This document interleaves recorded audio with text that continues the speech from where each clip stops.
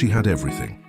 A rising career as an architect specializing in sustainable projects, professional recognition, social prestige, and a wedding that was being announced as the most talked-about event of the year.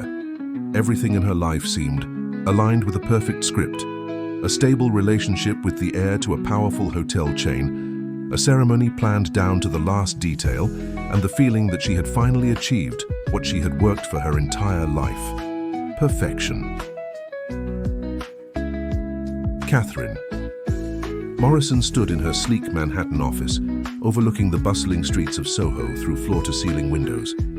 Her latest project, a revolutionary eco-friendly residential complex, had just received preliminary approval from the City Planning Committee. The morning sun cast golden rays across her drafting table, illuminating blueprints that represented years of dedication and innovation.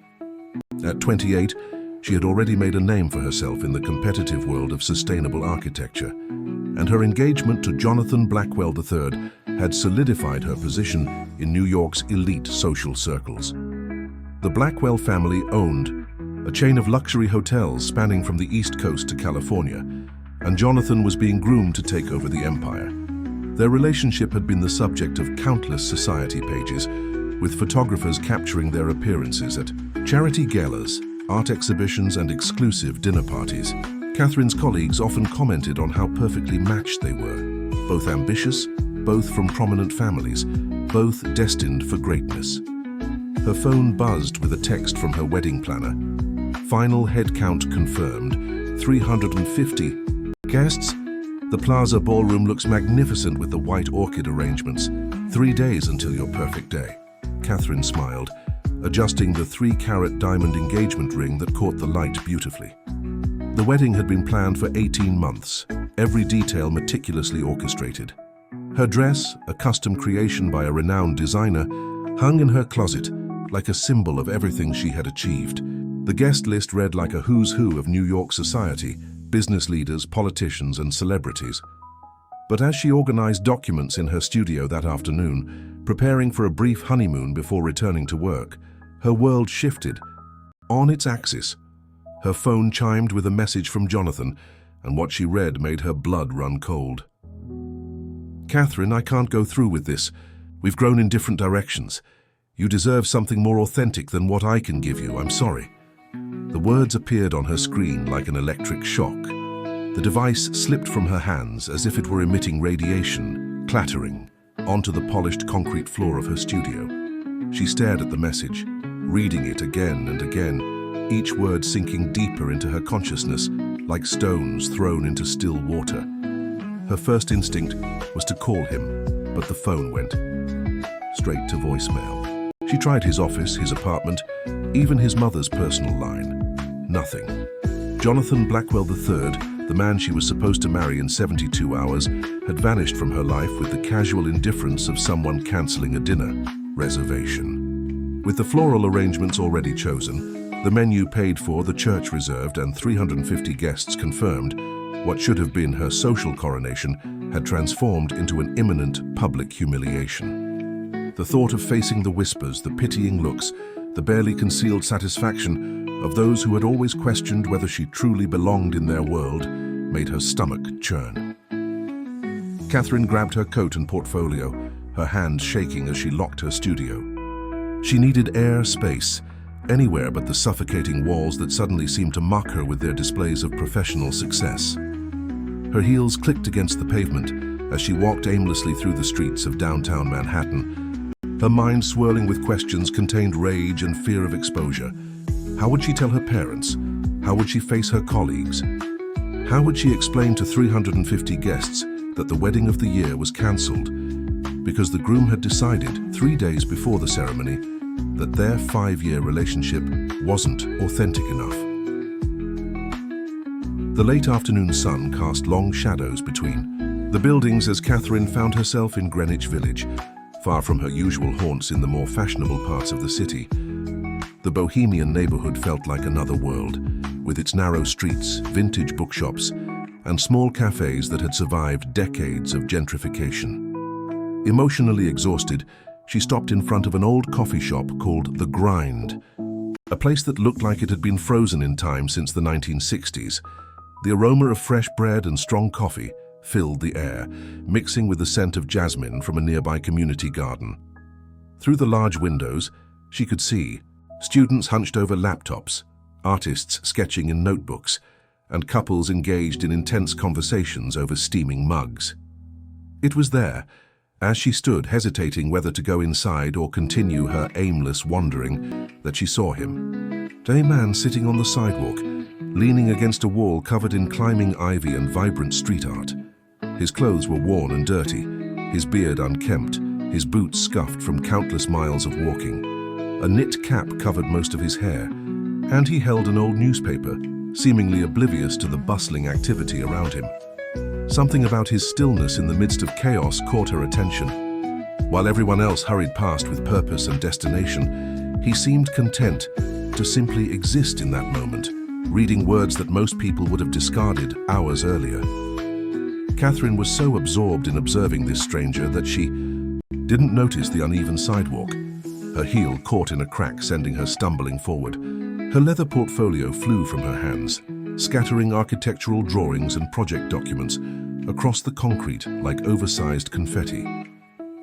The man reacted with surprising speed. He set down his newspaper and moved to help her, gathering each sheet with unexpected care. His hands, though weathered, handled her work with the reverence of someone who understood its value. He didn't ask questions, didn't make jokes about her clumsiness, didn't even comment on the obviously expensive papers he was collecting. "Thank you," Catherine said, accepting the neat stack of documents he handed her. Up close, she could see that his eyes were a striking green, clear and intelligent despite his disheveled appearance. "You're welcome," he replied, his voice carrying an accent she couldn't quite place. "Looks like important work." Something in his tone, or perhaps the gentle way he had handled her papers, broke through the wall she had been building all afternoon. Without the strength to maintain her composure any longer, Catherine sat down on the curb beside him, her designer dress and heels a stark contrast to the urban setting. "I was supposed to get married in 3 days," she heard herself saying, the words tumbling out before she could stop them. Everything was perfect. The venue, the dress, the flowers, the guests, 350 people coming to witness my perfect life. And then he sends me a text message saying we've grown in different directions. The stranger listened without judgment, his attention focused entirely on her words. There was no pity in his expression, no awkward attempts to offer solutions or silver linings. He simply listened, and somehow that felt more valuable than all the sympathy she would undoubtedly receive from well-meaning friends and family. 5 years of my life, Catherine continued, surprised by her own openness with this complete stranger. 5 years of building something together, of planning a future, of becoming the person I thought he wanted me to be, and apparently, none of it was authentic enough. "Authenticity is a luxury," the man said quietly. "Most people can't afford it." His words struck her as oddly profound, coming from someone who appeared to have nothing left to lose. She looked at him more carefully, noticing details that didn't quite fit the picture she had initially formed. His speech was articulate, his posture confident despite his circumstances, and there was something in his manner that suggested education and refinement beneath the rough exterior. "What's your name?" she asked. "Marcus," he replied simply. "Catherine Morrison," she said, extending her hand in an automatic gesture of politeness that felt absurd given their surroundings. He shook her hand briefly, his grip firm and warm. "The architect whose sustainable housing project was featured in Architectural Digest last month." Catherine blinked in surprise. "You read Architectural Digest?" "I read everything I can get my hands on," Marcus said with a slight smile. "Your work is impressive. That vertical garden integration system you designed could revolutionize urban living." The conversation that followed was unlike any Catherine had experienced in months. Marcus spoke knowledgeably about sustainable architecture, environmental, engineering and urban planning. His insights were sharp and original, his questions thoughtful and challenging. For the first time in years, Catherine found herself discussing her work with someone who understood not just the technical aspects, but the philosophy behind her designs. As the sun began to set over the village, painting the sky in shades of orange and pink, Catherine felt a strange sense of peace settling over her. The catastrophe of her cancelled wedding seemed somehow smaller in the presence of this enigmatic stranger who had listened to her pain without trying to fix it or explain it away. "I should go," she said finally, though she made no move to stand. "I have phone calls to make, people to notify, a wedding to cancel." "Or," Marcus said, his green eyes meeting hers with startling directness, "you could not cancel it." Catherine stared at him, certain she had misunderstood. "What do you mean?" "You said you have everything. Planned, everyone invited, all the arrangements made. The only thing missing is a groom." He paused, his expression serious but calm. "I don't have anything else to do on Saturday." For a moment, Catherine wondered if she was having some kind of breakdown, if the stress of the day had finally pushed her over the edge into complete irrationality. But looking into Marcus's steady gaze, she felt something she hadn't experienced in years. The thrill of the unexpected, the possibility of choosing a path that no one would see coming. "You're serious," she said, though it came out more as a question than a statement. "Completely serious.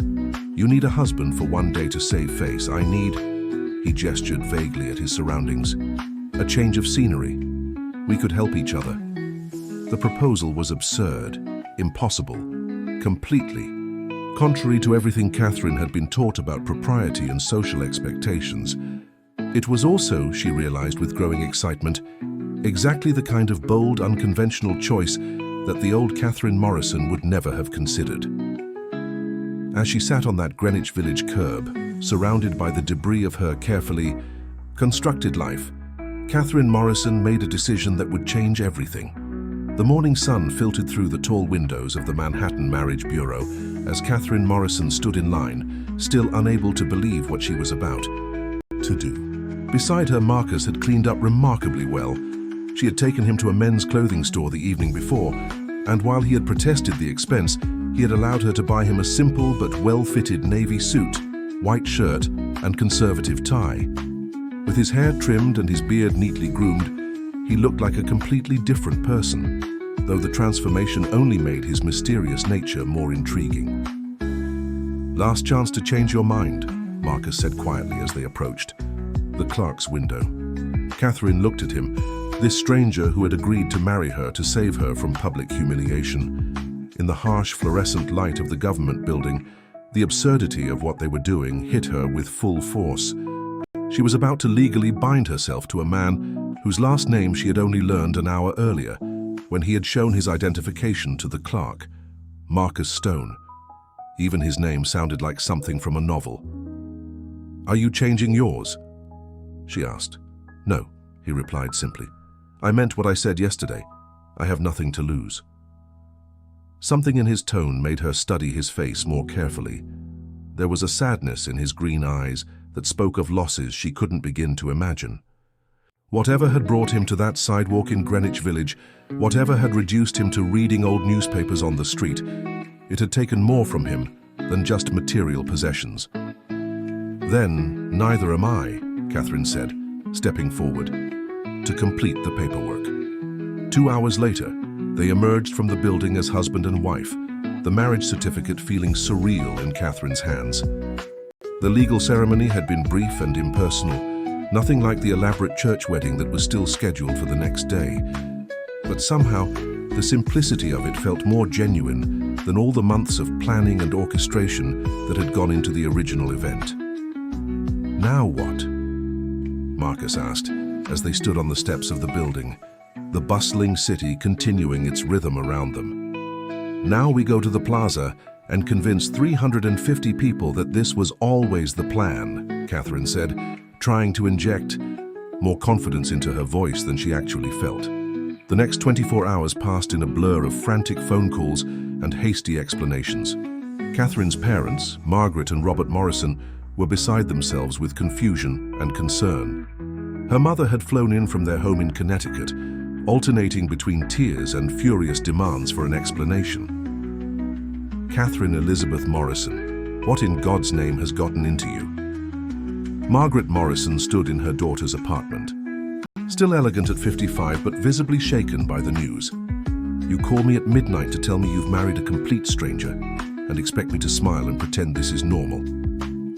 It's complicated, Mother, Catherine said, adjusting her wedding dress one final time. The gown still fit perfectly, still. Made her look like a princess from a fairy tale, but everything else about the day had changed beyond recognition. Complicated? Her father, Robert, a successful investment banker with steel grey hair and unusually unflappable demeanor, looked like he was struggling to maintain his composure. Sweetheart, you were supposed to marry Jonathan Blackwell. His family has been in business with us for years. Do you have any idea what this will do to our relationships, our reputation? Catherine turned to face her parents, seeing in their faces the same concern for appearances that had governed her own. Life for so many years. Jonathan left me, Dad. He sent me a text message saying I deserved something more authentic. Maybe this is it. Authentic? Margaret's voice rose an octave. You married a homeless man you met on the street. How is that authentic? He's not homeless, Catherine said, though she realized she didn't actually know where Marcus lived or what his circumstances truly were. He's complicated. Before her parents could respond, there was a soft knock at the door. Marcus stood in the hallway, looking impossibly handsome in his new suit. He had arrived early, as they had arranged, to meet her family before the ceremony. Mr. and Mrs. Morrison, he said, extending his hand to Catherine's father with a confidence that surprised everyone in the room. I'm Marcus Stone. I realize this situation is unusual, and I want you to know that I don't take the responsibility lightly. Robert Morrison, despite his reservations, found himself shaking the younger man's hand. There was something in Marcus's bearing, a quiet dignity that commanded respect even in the most awkward of circumstances. Mr. Stone, Robert said carefully, I hope you understand our concern. Catherine is our only daughter, and this all seems very sudden. I understand completely, Marcus replied. If I had a daughter, I would want to know everything about the man she was marrying. Unfortunately, there are aspects of my life that I'm not ready to discuss publicly, but I can promise you that I will never hurt Catherine, and I will do everything in my power to support her happiness and success. Margaret Morrison studied this stranger, who had somehow become her son-in-law, overnight. Despite her initial shock and anger, she found herself impressed by his composure and the respectful way he addressed her husband. There was something about Marcus that didn't quite fit the story Catherine had told them. His speech was too refined, his mannerisms too polished for someone who had been living on the streets. Do you love my daughter? Margaret asked directly, the question hanging in the air like a challenge. Marcus looked at Catherine, his green eyes meeting hers, with that same steady intensity she had noticed the day before. I believe love is something that grows between two people who choose to build it together. Catherine and I are just beginning to know each other, but I admire her tremendously, and I think we have the potential to create something meaningful. Wasn't a declaration of passionate love, but somehow it felt more honest than many of the romantic speeches Catherine had heard over the years. Jonathan had told her he loved her countless times, had whispered sweet words and made grand gestures, but in the end, those words had proven empty. The ceremony at St. Patrick's Cathedral was everything Catherine had originally planned, except for the groom. The white orchids were exactly as she had envisioned. The string quartet played beautifully, and her dress drew admiring gasps from the assembled guests. But the whispers started before the doors had fully opened. Who is he? Catherine heard. One guest asked another as she walked down the aisle on her father's arm. I heard he's some kind of artist, came the response. Very bohemian, apparently. But what happened to Jonathan? A third voice added. This is all so sudden. Catherine kept her eyes focused on the altar where Marcus waited, looking remarkably calm, despite the scrutiny of 350 curious strangers. The priest, Father O'Brien, had agreed to perform the ceremony after Catherine had explained that she and Marcus had already been legally married and simply wanted to celebrate with their families. It was a small deception that felt necessary, under the circumstances.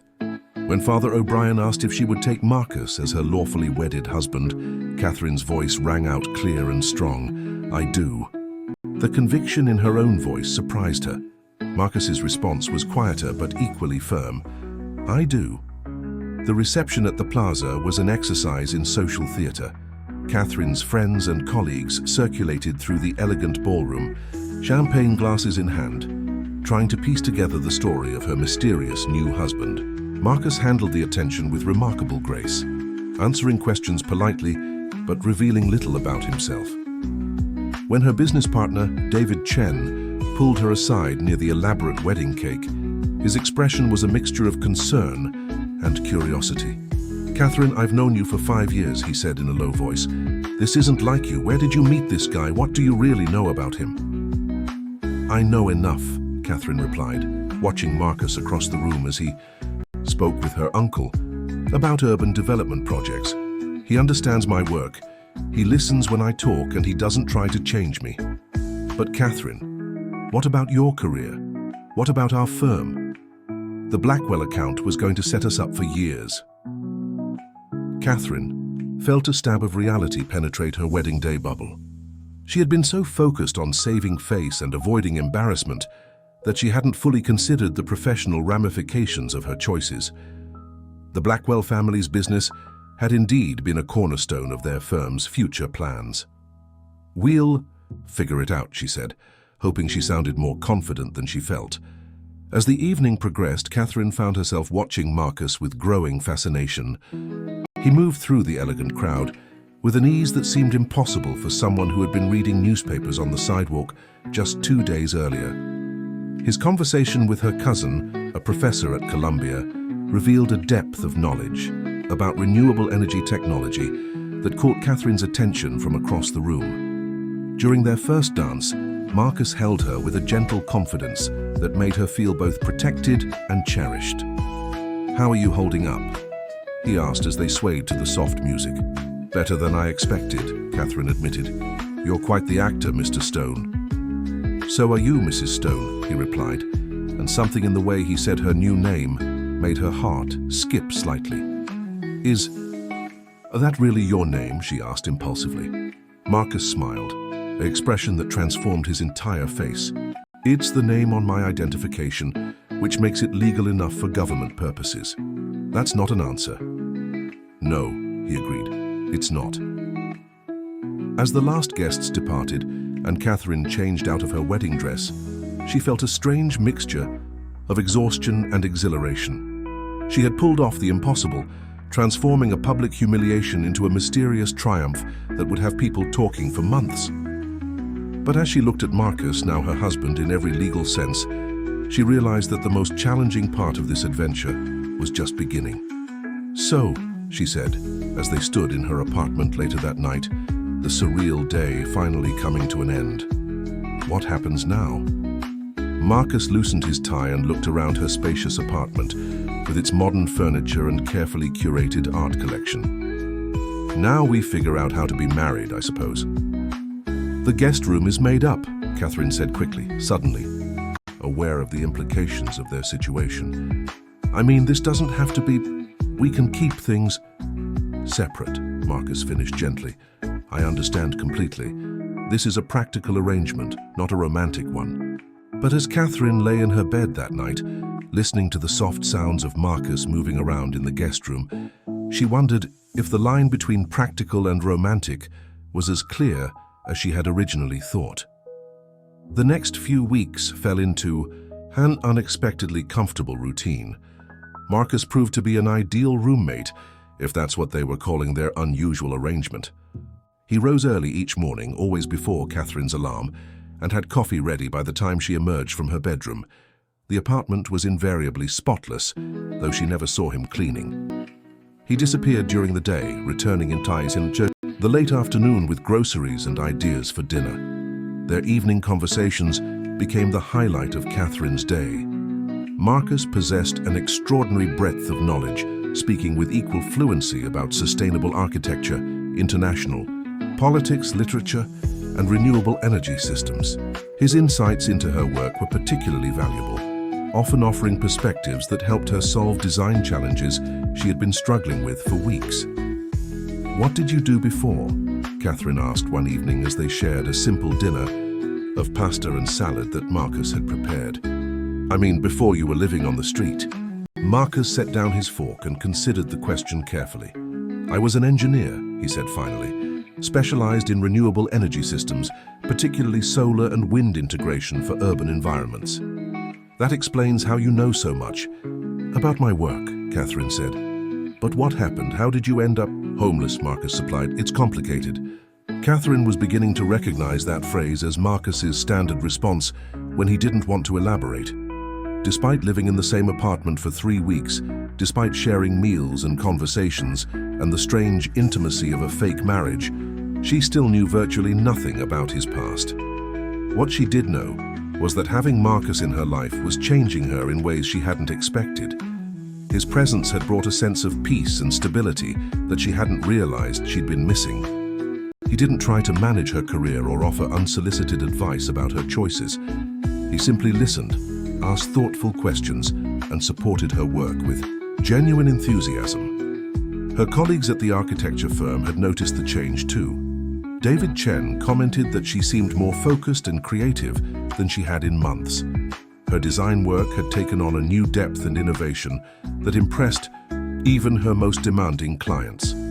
But it was during a weekend trip to visit her grandmother in the small town of Millbrook, New York, that Catherine began to see glimpses of who Marcus really was beneath the carefully maintained facade. Her grandmother, Elena Morrison, was 92 years old and sharp as a tack. She lived in the same Victorian house where Catherine had spent childhood summers, surrounded by gardens that had been her life's passion. When Catherine called to explain that she was bringing her new husband for a visit, Eleanor had simply said, "Well, bring him along. I'd like to meet the man who finally got you to stop overthinking everything." The 3-hour drive north from the city gave Catherine and Marcus their first extended time alone together since the wedding. Marcus proved to be an excellent conversationalist, sharing stories about his travels that revealed a sophistication and worldliness that seemed increasingly at odds with his supposed background. "You've been to Dubai?" Catherine asked when he mentioned the city's innovative architecture. "Several times," Marcus replied, then seemed to catch himself. "I mean, I've read extensively about their development projects. The integration of traditional design elements with modern sustainability features is fascinating." Catherine glanced at him sideways but didn't push. She was learning that direct questions about his past made Marcus retreat into polite but impenetrable responses. Millbrook was in full autumn glory when they arrived, the maple trees blazing with red and gold against the crystal-clear sky. Eleanor Morrison met them at the front door, her silver hair perfectly arranged despite her age, her eyes bright with curiosity as she studied Marcus. "So you're the young man who swept my granddaughter off her feet," Elena said, taking Marcus's hands, in hers with the directness that had characterized her entire life. "Something like that," Marcus replied with a smile that seemed more genuine than any Catherine had seen from him. What followed was one of the most remarkable weekends of Catherine's life. Marcus seemed to transform in the rural setting, his urban sophistication giving way to a more relaxed and natural demeanor. He helped Elena in her garden, displaying an unexpected knowledge of horticulture and sustainable growing practices. He fixed a broken fence post and repaired a leaky faucet with the competence of someone who had worked with his hands. But it was during a conversation about renewable energy that Catherine got her first real glimpse of who Marcus might actually be. Eleanor had been lamenting the high cost of heating her old house, and Marcus had begun sketching ideas for solar panel placement and wind power generation that could significantly reduce her energy bills. "This is brilliant," Catherine said, studying his drawings over dinner. The sketches were precise and professional, showing a level of technical expertise that went far beyond casual knowledge. "Just ideas," Marcus said modestly, but Catherine noticed that his accent had shifted slightly during the conversation, becoming more precise and formal. That night, as Catherine lay in her childhood bedroom listening to the sounds of the countryside, she realized that Marcus was speaking Arabic. His voice was low, and he seemed to be on the phone with someone, though she couldn't make out the words clearly. The conversation was intense but not angry. and it lasted nearly an hour. The next morning, Marcus was quiet and seemed preoccupied. They helped Elena with some garden work, and Catherine noticed that he kept checking his phone, something she had never seen him do in the city. "Everything all right?" she asked as they drove back to New York. "Yes," Marcus replied, but his knuckles were white on the steering wheel. "Just some business I need to take care of." When they returned to the apartment, Catherine found a package waiting outside their door addressed to Marcus Stone. As he carried it inside, she caught a glimpse of the return address, an international law firm with offices in Dubai, London, and New York. Marcus noticed her looking and quickly took the package to his room. When he emerged an hour later, his expression was grim. "I need to tell you something," he said, sitting down across from her at the kitchen table. "But first, I want you to know that everything I've told you about myself has been true. I just haven't told you everything." Catherine felt her heart rate increase. "Okay. My full name is Marcus bin Rashid Al Mansour Stone," he said slowly. "My father is Sheikh Rashid Al Mansour, and I am technically a prince of the United Arab Emirates." The words hit Catherine like a physical blow. She stared at Marcus, at this man she had married, who had been living in her apartment, who had been reading newspapers on the street just a month earlier. "You're a prince," she said flatly. "Was a prince," Marcus corrected. "I renounced my title and my inheritance 3 years ago." "Why?" Marcus stood and walked to the window, looking out at the city lights.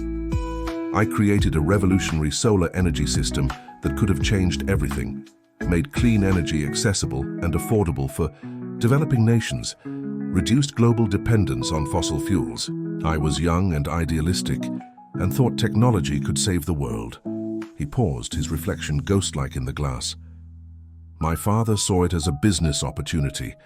He sold the technology to the highest bidder without considering the implications. The system I designed to help poor communities access clean energy became a tool for corporations to maximize profits while maintaining the same power structures that kept people in poverty." Catherine felt pieces of a puzzle beginning to fall into place. "So you left." "I tried to fight it through legal channels first. That's when I learned that having a royal title means nothing when you're opposing the economic interests of your own family. They had me declared mentally unstable, froze my accounts, and essentially made me a prisoner in my own country." "How did you get out?" Marcus smiled grimly. "Let's just say I had help from people who believed in what I was trying to do. I made it to the United States with nothing but the clothes on my back and a new identity that would keep me safe from extradition." "Stone," Catherine said, understanding dawning. "Stone, as in someone who can't be moved, who won't be broken down." Marcus turned to face her. "I've been living under that name for 3 years, working odd jobs, staying invisible, trying to figure out how to fight a system that's bigger than any individual." Catherine struggled to process this information. The man she had married to save face at her wedding was actually Middle Eastern royalty who had given up everything to stand by his principles. The homeless man reading newspapers was an exiled prince who had sacrificed his birthright to prevent his invention from being misused. "The phone call last night," she said, "and the package." "My father is dying," Marcus said quietly. "The family wants me to come home to reconcile, to take my place in the succession. The package contained documents that would restore my title and my inheritance, make me one of the wealthiest men in the world." "What are you going to do?" Marcus sat back down, his green eyes meeting hers with that familiar intensity. I don't know. For 3 years I've been sure that I made the right choice, but now what? Now I have a wife," he said simply, "and that changes everything. I entered this marriage to help you save face, but somewhere along the way it became real for me. You deserve to know who I really am, and you deserve to choose whether you want to be part of this mess." Catherine stared at him, this man who had begun as a stranger willing to marry her for a day, and had somehow become the most important person in her life. The revelation of his true identity explained so much, his knowledge, his bearing, his mysterious past, but it also raised countless new questions about their future. "So you're telling me I'm married to a prince," she said finally. "An exiled prince with no money and possibly a price on his head," Marcus corrected. "It's not exactly a fairy tale." Catherine stood and walked to where he sat, placing her hands on his shoulders. "Marcus, or Your Highness, or whatever I'm supposed to call you, do you remember what you told my mother when she asked if you loved me? I said love was something that grows between two people who choose to build it together. Do you still believe that?" Marcus looked up at her, and she saw in his eyes the same man who had listened to her pain on a Greenwich Village sidewalk, who had married her to save her from humiliation, who had brought peace and purpose into her daily life. "Yes," he said. "I do." "Then we'll figure out the rest together," Catherine said and leaned down to kiss him. The kiss changed everything. What had begun as a practical arrangement, a marriage of convenience born from desperation and mutual need, transformed in that moment into something deeper and more complex. Catherine had kissed Marcus, not as a woman trying to save face or maintain an elaborate deception, but as someone who had genuinely fallen in love with the man who had quietly revolutionized her life.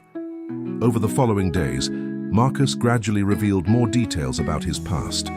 He had been educated at MIT and Cambridge, held advanced degrees in renewable energy engineering, and had spent years developing the solar technology that had ultimately cost him everything. His work had been groundbreaking, a system that could provide clean, affordable energy to communities that had never had reliable access to electricity. "I was naive," Marcus said one evening as they walked through Central Park, the autumn leaves crunching beneath their feet. "I thought that creating something good automatically meant it would be used for good. I didn't account for human nature, for the way power and money can corrupt even the most well-intentioned innovations." Catherine squeezed his hand. "What exactly happened when you opposed your father's decision?" Marcus was quiet for a long moment, his jaw tightening as he remembered. "I tried to go through proper channels first. I appealed to the family council, to religious leaders, to international organizations. When that failed, I tried to buy back the technology using my own inheritance. That's when my father had me declared mentally incompetent and placed under what they called protective custody. You were imprisoned. In a very comfortable prison, but yes, they told the world I was receiving treatment for exhaustion and stress, but in reality, I was being held until I agreed to sign documents transferring full control of my technology to the family corporation." Marcus stopped walking and turned to face her. "I would probably still be there if it weren't for Dr. Sarah Chen, David's sister, actually. She was working with Doctors Without Borders and had been trying to get approval to use my solar system in refugee camps. When she couldn't reach me through normal channels, she started investigating and eventually helped coordinate my escape." Catherine felt a chill run through her. Sarah Chen. David never mentioned having a sister involved in international aid work. He doesn't know about her connection to me. Sarah insisted we keep that information private to protect both her work and my safety. She's the one who helped establish my new identity and get me safely to the United States. The pieces of Marcus's story were falling into place, but Catherine realized that each answer only raised more questions. "So you've been hiding here for 3 years, working odd jobs, living on the street?" "Not always on the street," Marcus said with a slight smile. "I've had various temporary arrangements. I do consulting work, anonymously of course, for renewable energy companies. I just couldn't maintain permanent housing without risking exposure. Until now.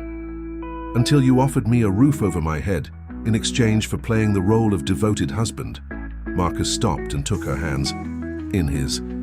"Catherine, I need you to understand something. When I agreed to marry you, it was purely practical for both of us.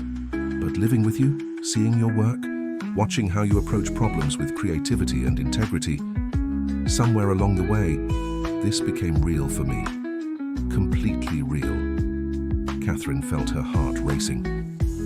"Marcus, when Jonathan left me, I thought my life was falling apart. But meeting you, marrying you, even under these bizarre circumstances, has been the best thing that ever happened to me. You make me want to be braver, more authentic, more willing to take risks for things I believe in." They were interrupted by Marcus's phone. buzzing insistently. He glanced at the screen, and his expression grew serious. "I have to take this," he said apologetically, stepping away to answer the call. Catherine watched as Marcus spoke in rapid Arabic, his voice becoming increasingly tense. When he returned to her side, his face was pale. "That was my cousin Khalid. My father's condition has worsened significantly. The family is pressuring me to return immediately, not just to reconcile, but to take over certain business operations. That can't be delayed." "What kind of business operations?" Marcus ran his hands through his hair, a gesture Catherine had learned meant he was deeply troubled. "The renewable energy division that was built around my original technology. Ironically, it's become hugely successful and profitable. Exactly what I was trying to prevent. But now there are decisions that need to be made about international contracts, environmental standards, profit distribution to developing nations. Without someone from the family overseeing it, the whole operation could be sold to the highest bidder again." Catherine felt her stomach drop. "You're thinking about going back?" "I don't know what I'm thinking," Marcus admitted. 3 years ago, the choice was clear. I couldn't be part of a system that I believed was fundamentally corrupt. But now the situation is more complex. If I don't return, my technology could end up being used in ways that are even worse than what I originally opposed. Over the next week, the pressure intensified. Marcus received daily calls from family members, lawyers, and business associates, all urging him to return to Dubai. Catherine watched him struggle with the decision, seeing how the stress was affecting him physically and emotionally. Then Jonathan Blackwell reappeared. Catherine was working late at her office when David Chen knocked on her door, his expression troubled. "Catherine, there's someone here to see you. He says it's urgent." Jonathan stood in the reception area, looking exactly as he had 3 months earlier, impeccably dressed, confidently handsome, and completely sure of his welcome. Catherine felt nothing but mild annoyance at the interruption. "Hello, Catherine," Jonathan said, his voice carrying that familiar tone of entitlement that she had once found charming. "I think we need to talk." "I don't think we do," Catherine replied coolly. "You made your feelings quite clear in your text message. That's what I want to explain. I made a mistake, a huge mistake. I've spent the last 3 months traveling, thinking, trying to figure out what I really want, and what I want is you. What we had was real, Catherine. This thing with the homeless guy you married, it's not real. It's a rebound, a way of protecting yourself from being hurt again." Catherine stared at him, amazed by his presumption. "Jonathan, I'm married." "To a con artist," Jonathan said, pulling out a thick folder. "I had him investigated, Catherine. Marcus Stone doesn't exist. It's a fake identity. His real name is Marcus Al-Mansour, and he's wanted by international authorities for financial fraud and theft." Catherine felt her blood turn cold, but forced herself to remain calm. "I don't know what you think you've discovered, but he's been using you, Catherine. Living in your apartment, gaining access to your professional contacts, probably planning to disappear with whatever he can steal once he's gotten what he needs." Jonathan stepped closer, his voice becoming more urgent. "I know this is hard to hear, but you're in danger. This man is not who he claims to be." "You're right about one thing," Catherine said quietly. "He's not who he claims to be. He's so much more." Jonathan blinked, clearly not expecting this response. "Catherine, you're not thinking clearly. This man has manipulated you." "This man," Catherine interrupted, "married me when I needed someone to stand by me. He supported my work, encouraged my dreams, and shown me what it means to live with integrity.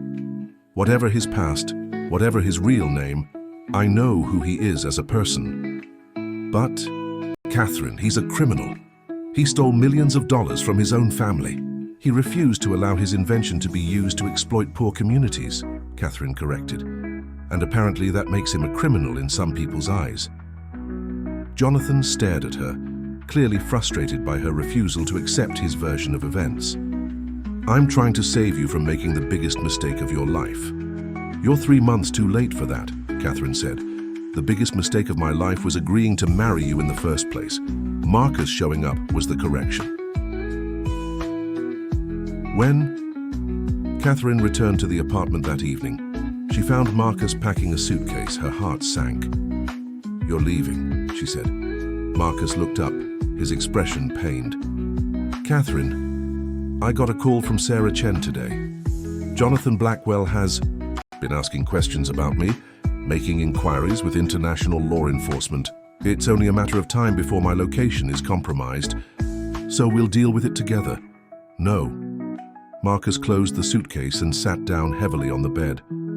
"Catherine, I can't keep running, and I can't keep dragging you into this mess. You have a life here, a career, a future. You deserve better than being married to a fugitive." Catherine sat down beside him, taking his hands in hers. "Marcus, do you remember what you told me on our wedding night? That we were going to figure out how to be married? That was before you knew the truth about who I am. I know exactly who you are. You're the man who gave up everything to stand by his principles. You're the man who married a stranger to help her save face. You're the man who makes coffee every morning and listens to my problems and challenges me to be better than I thought I could be." Catherine turned to face him fully. "You're my husband, Marcus, and I'm not letting you go." Marcus looked at her with an expression of wonder and pain. "Catherine, if I stay, if I keep fighting this battle, it will affect your life in ways you can't imagine. There will be legal challenges, media attention, threats to your safety and your career. Then don't keep fighting it alone," Catherine said. "Go back, reclaim your title, your inheritance, your technology. But do it on your terms, with someone who believes in you standing beside you." "You would do that? You would leave everything?" "Here to come with me to Dubai." Catherine smiled, feeling a certainty she had never experienced before. "Marcus, I spent years building a perfect life that wasn't actually mine. For the first time, I have a chance to build something real with someone I truly love. Yes, I would go with you. But more than that, I want to help you fight for what you believe in." What followed was the most intense month of Catherine's life. Marcus made contact with his family through official diplomatic channels, negotiating the terms of his return. Catherine used her architectural expertise to analyze the environmental impact of various energy projects the Al Mansour Corporation was considering, providing data that supported Marcus's position on sustainable development. The revelation that Catherine Morrison, the acclaimed sustainable architect, was married to the missing Al Mansour heir created an international media sensation. But instead of shrinking from the attention, Catherine embraced it as an opportunity to advocate for responsible use of renewable technology. Their first joint interview, conducted via satellite link with a Dubai television station, became a viral sensation when Catherine calmly explained why she had chosen to marry a man who had sacrificed everything for his principles rather than one who had inherited everything without earning it. "Love isn't about finding someone who can give you the life you think you want," Catherine said, looking directly into the camera. "It's about finding someone whose values align with yours, whose dreams complement your own, and who makes you want to be the best version of yourself." 6 months later, Catherine and Marcus had a second wedding ceremony, this time a celebration of choice rather than circumstance. It took place in a garden they designed together on the outskirts of Dubai, with solar panels providing power for the lights and a vertical garden wall serving as their altar. Catherine's parents, who had flown in for the ceremony, watched in amazement as their daughter exchanged vows with a man who was now one of the most influential voices in global renewable energy policy. Margaret Morrison later confided to her husband that she had never seen Catherine so radiant, so completely herself. "I still can't believe she married a homeless man she met on the street," Margaret whispered during the reception. "She didn't. I marry a homeless man," Robert replied, watching Catherine and Marcus dance under the stars. "She married a man who chose homelessness over compromise. There's a difference." As the evening wound down and the last guests departed, Catherine and Marcus stood together in their garden, surrounded by the soft glow of solar-powered lights and the gentle sound of wind through the sustainable irrigation system they had designed. "No regrets?" Marcus asked, his arm around his wife's waist. "Only one," Catherine said, smiling up at him. "I regret that it took Jonathan breaking up with me to realize what I actually wanted in life. And what's that? To build something meaningful with someone I love, to use my skills for purposes that matter, to choose authenticity over appearances. Every single day, Marcus kissed her forehead gently. "I love you, Catherine Almansor Stone." "I love you too, Your Highness," she replied, laughing at the title that still seemed surreal. As they walked hand in hand toward their home, a sustainable architectural marvel that would serve as a model for eco-friendly luxury developments around the world, Catherine reflected on the strange journey that had brought them together. What had begun as a desperate attempt to save face had become the foundation for a life she never could have imagined. Sometimes, she thought, the best things in life come from the most unexpected places. Sometimes a chance encounter with a stranger can change everything. And sometimes the person who seems to have nothing to offer has everything you actually need. Their story became legendary in both architectural and renewable energy circles. The tale of a woman who chose love over status and a man who chose principles over power, and how together they built something that was greater than either could have achieved alone. But for Catherine and Marcus, the real magic wasn't in the fairy tale ending or the global recognition of their work. It was in the quiet moments, the morning coffee, the shared conversations about dreams and challenges, the daily choice to build something real together. In a world that often seemed to value appearances over authenticity, they had found something rare and precious, a love built on truth, nurtured by respect and strengthened by shared purpose. It was, Catherine often reflected, the most beautiful architecture of all. End of story. Dear listeners, we hope Catherine and Marcus's extraordinary journey has touched your hearts. This tale of unexpected love, sacrifice, and the courage to choose authenticity over appearances reminds us that sometimes life's greatest gifts come disguised as our most challenging moments. Like Catherine, we all face moments when we must choose between what looks perfect and what feels real. If this story moved you, we've prepared a special playlist filled with equally captivating tales of love, redemption, and second chances. You can find it by clicking the link to your left. Don't forget to subscribe to our channel and give this video a thumbs up. Your support helps us bring you these unique stories that explore the beautiful complexity of human relationships. Every day, we share new stories that celebrate the triumph of love over circumstance, courage over comfort, and authenticity over pretense. We can't wait to hear your thoughts in the comments below. Have you ever taken a leap of faith that changed your life completely? Share your story with our community. Thank you for joining Catherine and Marcus on their incredible journey from a chance encounter on a Greenwich Village sidewalk to building a life